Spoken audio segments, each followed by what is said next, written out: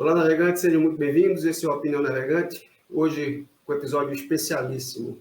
Hoje a gente recebe Eduardo Marinho. Eduardo, meu velho, muito obrigado por ter aceito o convite. Muito obrigado mesmo.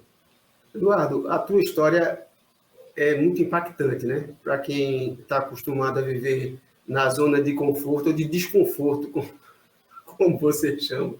Como é que surgiu isso aí, cara? Como é que... Era uma zona de conforto mesmo? Velho, tem vários tipos de conforto, né? Tem o conforto externo, que é o do corpo, a facilidade, o conforto material, a consideração social. Mas eu tinha um desconforto interno, de não entender as coisas injustas que estão na cara da gente, né? Eu era servido por pobres, e eu perguntava por quê. E essa pergunta incomodava. Então, desde criança, eu tinha uma postura estranha para a minha classe. Para a classe média, média alta. Meu pai era oficial do Exército, assalariado. Minha mãe era funcionária pública, também assalariada. Mas os dois com um nível superior. Então a gente mantinha um padrão de vida classe média, e fui indo para a classe média alta à medida que meu pai era sendo promovido, né? Sim. E me incomodava, mano. Eu ver pessoas na miséria, mendigo na rua, pobreza, favela, uma coisa que eu não via em volta de mim, na minha classe. As pessoas não se incomodavam com isso, eu me incomodava.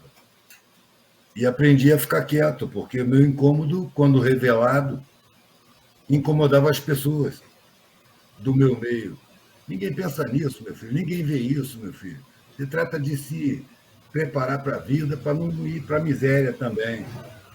Ou seja, não se questionava por que existe isso. E essa é uma questão que eu carregava comigo. Por que existe isso? E até a adolescência eu fui indo.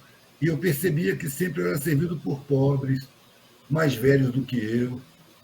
E me perguntava por que essas pessoas não tiveram um estudo, o que estão aí de serviçais.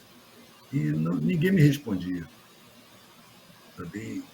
E quando eu me aproximava dessas pessoas, tinha uma barreira, porque eu era de outra classe, uma barreira invisível.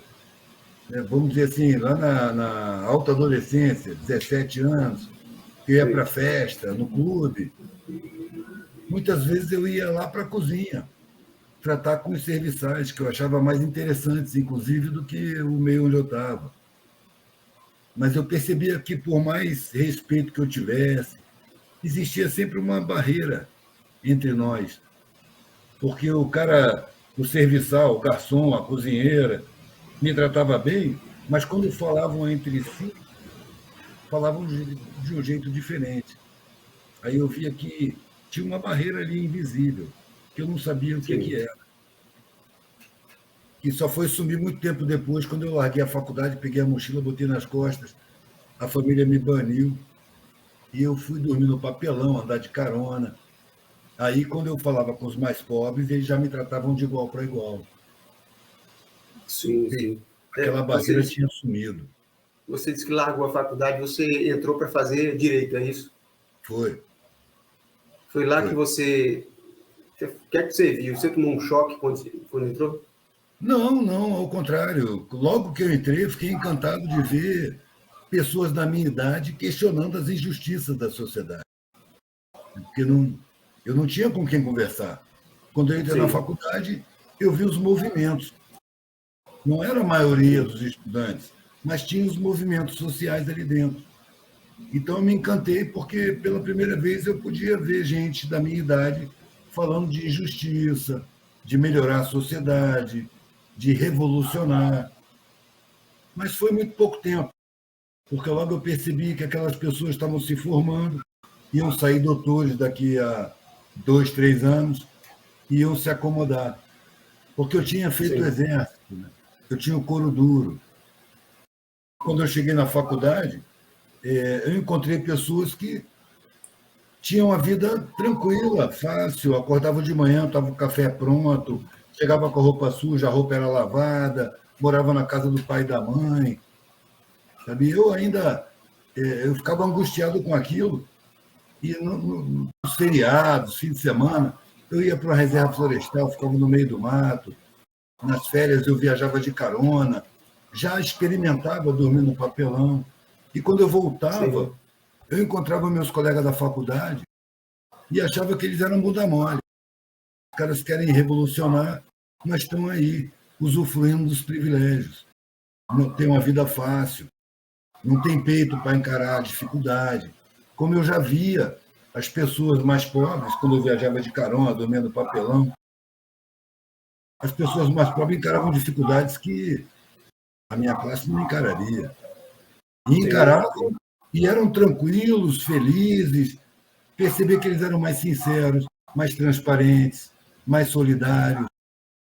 Isso quebrava a visão que me foi colocada de que eles eram mais fracos, que eles eram muito ignorantes, que eles precisavam ser sim, ajudados, que dar emprego era um favor que se fazia, não era explorar, né? Não era explorar os sabotados da sociedade.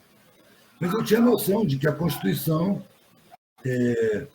obrigaria o Estado a garantir alimentação, moradia, saúde, educação de qualidade, informação leal, e perceber que o Estado não cumpria a sua Constituição e que aquelas pessoas eram injustiçadas. Elas não tinham acesso ao ensino que eu tive, à alimentação sim, que eu tive, à forma de viver que eu tive, e isso me constrangia. Me constrangia usar o trabalho de pessoas sabotadas que sofreram crimes sociais para me servir. E isso me fazia ser muito estranho no meu meio. Eu era, na verdade, um chato entre eles. cara, isso é muito interessante, porque quando eu entrei em contato com a tua história e tal, você está aí na internet, tem muita coisa sua e tal, tem o observar e absorver, né? Bora. Eu lembrei num dia que eu estava eu sou aqui de Recife, né? Então, um dia eu fui no centro da cidade e fui encontrar com uma pessoa e tal, e ela trabalhava numa loja, e em frente à loja tinha um banco de praça, né? E, cara, eu estava a cabeça já, os problemas que a gente tem, né, no dia a dia. Eu me sentei nesse banco e chegou um senhor, situação de rua, com um cordão amarrado na cintura e tal, a calça quase caindo, assim, cara, barba por fazer e tal. E ele me pediu, cara, você tem alguma coisa aí? E eu disse, não, não, tenho não. Cara, eu fui agressivo, ignorante, né? Mas ele continuou no banco. Eu disse, não, não, agora não. Mas eu disse, porra, eu tratei esse cara mal. Esse cara não tem nada a ver com a situação que eu estou vivendo agora. Então, eu achando, né, do alto da minha inteligência, né, eu fui falar com ele de uma forma mais branda, quase que me desculpando, né? Aí eu disse, a situação está difícil, né, amigo? Aí ele disse, não, a situação não está difícil, não. A situação está difícil para quem está no hospital, para quem tem uma doença incurável, para quem perdeu o filho, tal, tal. Cara, e esse cara começou a conversar comigo, que eu vou te dizer, eu nunca mais esqueci da conversa que esse cara teve comigo. E iam chegando mais pessoas para falar com ele, e eu, quem é esse cara? Quem é esse? Era um senhor já. Quem é esse cidadão? O cara disse, meu irmão, esse cara aí é um professor universitário, tal, tal, tal, que ele está na rua agora. Ele teve algum problema e ele está na rua. Bicho, eu estava conversando com ele. Quanto mais ele falava para mim, mais eu ia ficando pequeno no banco. Porra, meu irmão, como é que pode, velho, esse cara com tanta lucidez e eu do lado desse cara achando que eu, entende, que eu era alguma coisa. Você encontrou muitas pessoas assim, eu creio, né? Dessas tuas andanças, né? Encontrei, mas eu encontrei no patamar de igualdade. Eu também estava no papelão. Sim, Aí em sim. Recife, aí em Recife eu conheci um mendigo que o nome dele era empresário. E eu fiquei amigo dele, era coroa, eu tinha 19, 20 anos. E ele era um coroa já, devia ter uns, sei lá, 50 anos. Para mim era um coroa, né? Sim, sim. E um dia eu encontrei com ele, ele que me convidou para dormir na mansão A mansão era uma ruína de um casarão, que deve ter sido de um escravista, né, na colônia, no Império, mas estava em ruínas e dormiam lá uns 30 mendigos. Ele que me Sim, chamou para lá. E eu comecei a dormir ali, e ali foi, vamos dizer, um lugar de estudo. Eu ficava sim, observando a relação entre os mendigos e comecei a perceber uma solidariedade que eu nunca tinha visto, um sentimento humano que eu nunca tinha visto. E naquele lugar eu percebi que eu estava diante das melhores pessoas com quem eu já tinha convivido, apesar das cicatrizes, apesar da falta de dentes, apesar da isso. sujeira, da roupa rasgada, eram as melhores pessoas. E aquilo mudou o meu olhar para a sociedade, que já era um olhar estranho. Mas naquele momento eu percebi que aquelas pessoas tinham direito constitucional de ter tido a alimentação que eu tive, de ter tido a instrução que eu tive, de ter tido os direitos que eu tive respeitados. E aí comecei a olhar para a sociedade como uma entidade criminosa. Se a sociedade não cumpre a sua Constituição, ela é uma entidade criminosa, dominada pelo poder econômico, de um punhado de podres de rico, que domina o governo legislativo, domina a porra toda. Então, a partir dali, o meu respeito pela sociedade desapareceu. Mas aí teve um dia que eu fui para Boa Viagem, para uma feira que tem lá de artesanato, para vender. Sim, Estava sim, começando a sim. aprender a fazer artesanato. E eu fui para lá e fiquei lá até tarde da madrugada. E aí procurei uma casa para dormir, uma casa abandonada. Já era o meu costume da época, né? Dormir em construção, em Sim. ruína. E aí eu achei uma casa que estava cercada de tapume, era uma mansão velha, toda cheia de mato dentro. E eu fui nos tapumes, experimentando. Isso é comportamento padrão para quem está na Sim. rua. Até que eu achei um compensado que movia. Eu entrei, fui na direção da casa e percebi que tinha gente dentro. Bati na porta. E aí de dentro eu vi, quem é? Eu falei, é de paz, mano, é só para dormir. Aí a porta foi aberta, estava escorada, né? Abriu a porta, era o empresário, sozinho, cozinhando numa lata dessas de óleo, um monte de macaxeira. Macaxeira. E ele me conheceu, falou, ô maluquinho, que bom que tu chegou, tô aqui sozinho, velho, arrumei essa macaxeira aqui, tô cozinhando, não tem nem com quem dividir, você vai me ajudar a comer. E eu sentei ali com ele, ele me contou a história dele. Ele era um empresário em Maceió, ele tinha um prédio, e ele exportava e importava coisas, eu não lembro o quê, mas ele tinha muito dinheiro. E ele não convivia com a família. Como um empresário que eu conheci ainda na faculdade, foi o que me fez largar a faculdade. Sim, muito boa também essa história, cara. É. E aí ele falou que tinha uma empresa e que não viajava com a família porque ele se dedicava à empresa. Ele viveu mais ou menos a história parecida com aquele velhinho lá. Só Sim, que ele se tocou antes, porque numa dessas viagens que a família foi fazer de férias, o avião caiu e a família morreu, toda, a mulher e os filhos. E ele estava na presidência da empresa, sentado na mesa dele, quando chegou um funcionário e disse para ele o que tinha acontecido. E ele falou que deu um estalo na cabeça dele. Ele olhou em volta e parecia que ele não estava no lugar dele. Ele falou, cara, isso aqui perdeu o sentido, nada disso aqui é meu. Aí levantou, pegou o elevador, desceu. Os funcionários estavam prestando atenção nele, mas ele não teve sim. nenhum ataque, ele não teve nenhuma alteração, ele saiu calmamente, pegou o elevador, desceu, saiu andando e não voltou. Continuou andando, pegou a estrada e foi acordar em Recife. Ele não lembra o que aconteceu. Ele lembra que estava em Cara, Recife e dois mendigos acolheram ele. Perceberam que ele estava em surto e levaram ele para essa mansão. E ali ele voltou para a vida e começou a viver aquela realidade de mendigo que ele estava vivendo. Tanto que quando eu fui parar na mansão, ele era o cara que sabia de ervas medicinais, que tratava das feridas dos outros mendigos, que dava conselho, saca? E nesse não, lugar, nessa casa lá em Boa Viagem, ele me contou a história como quem conta um filme. Ele não se emocionou, ele não se entristeceu, ele não Ele parecia que estava contando um filme. Não Sim. demonstrou emoção nenhuma, ele foi contando. E ele falou que o que trouxe ele para a volta, para a sociedade, para o mundo, para a vida, foi a solidariedade da mendicância.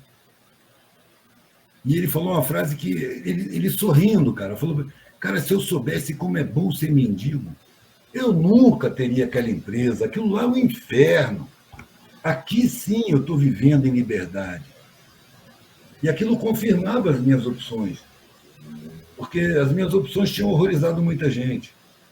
Eu tinha Sim. sido acusado de muita coisa, de traição, de desprezo, e coisas que eu não tinha sentido, mas que era uma espécie de desqualificação para poder justificar minha atitude desvairada na cabeça Sim. deles. Porque eu percebi depois que, se eles entendessem a minha busca, os meus propósitos, as minhas razões, a vida deles perderia o sentido. Eles viviam em nome Sim. dos valores da sociedade. E esses valores, para mim, já não estavam valendo nada. Para mim, parecia uma enganação. Ah, vencer na vida, ter patrimônio. Pô, como assim? Por que ter patrimônio se daqui a pouco eu vou morrer? O patrimônio que eu preciso é uma casa para morar. É o mínimo necessário para sobreviver. O resto é aprendizado, é afeto, é troca. São coisas abstratas que têm valor na vida. Eu já intuía isso. E a vida que eu vivi foi me confirmando que os valores verdadeiros não são concretos, são abstratos. E a nossa necessidade não é o que a publicidade diz. A nossa necessidade é muito pequena. E a maior parte das nossas necessidades são abstratas. E isso não é dito, porque o abstrato Isso. não dá lucro. O abstrato não vira produto.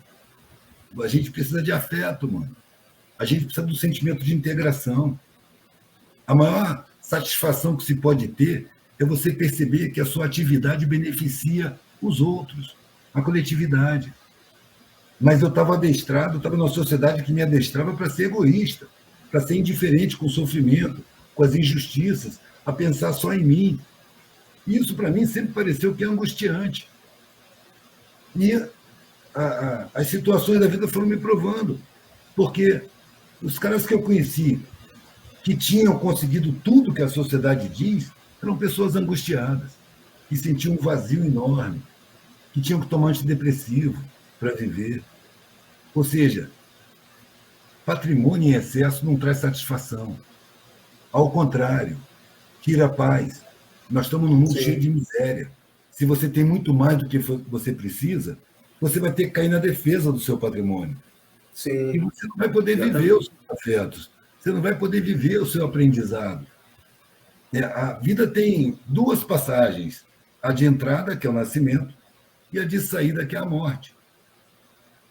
Eu vendi artesanato há muito tempo, de mês em mês e de bar em bar.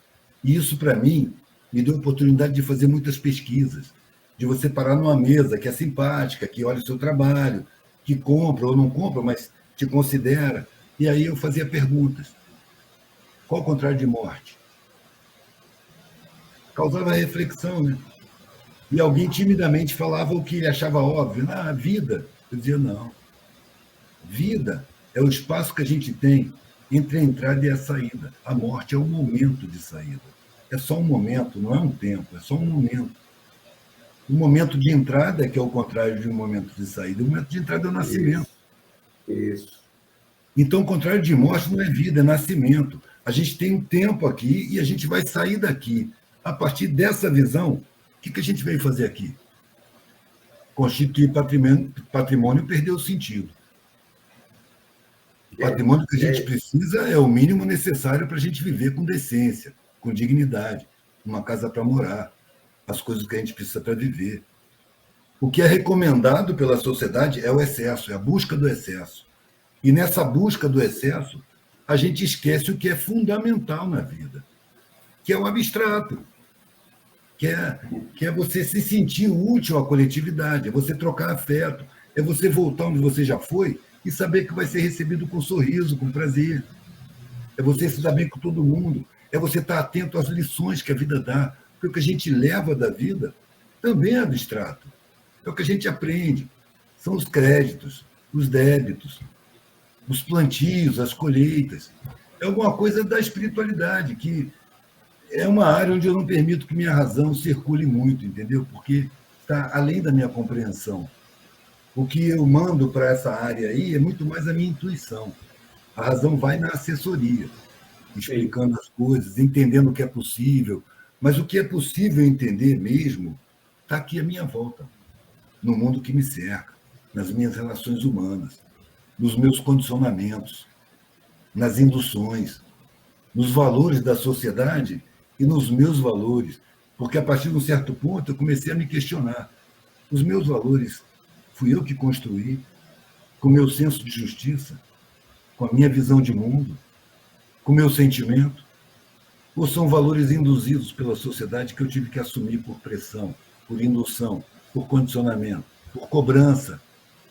Porque a sociedade, ela começa a agir junto de você através das pessoas que você ama, que já foram enquadradas, que já acreditam nos valores sociais e cobram que você também acredite. E quando você questiona, as pessoas se assustam, porque elas gostam de você. Então, se você continuar pensando assim, era o que eu ouvia, você vai se dar mal na vida.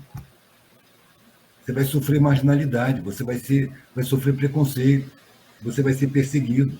Você tem que pensar igual todo mundo. Inclusive delas mesmo, né?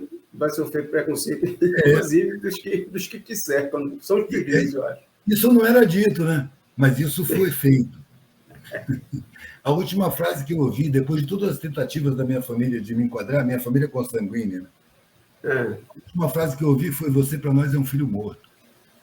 Ou seja, a decepção tinha sido tão grande que era melhor encarar a minha inexistência, como se eu tivesse morrido, do que a vergonha do ser um degenerado, como eles me diziam. Ou seja, eu não podia criar expectativa de ser entendido. Até porque, se eu fosse entendido, isso ia desequilibrar essas pessoas. Mexer com as bases. Porque o sentido da vida delas ia ser desmoralizado. Ia perder o sentido.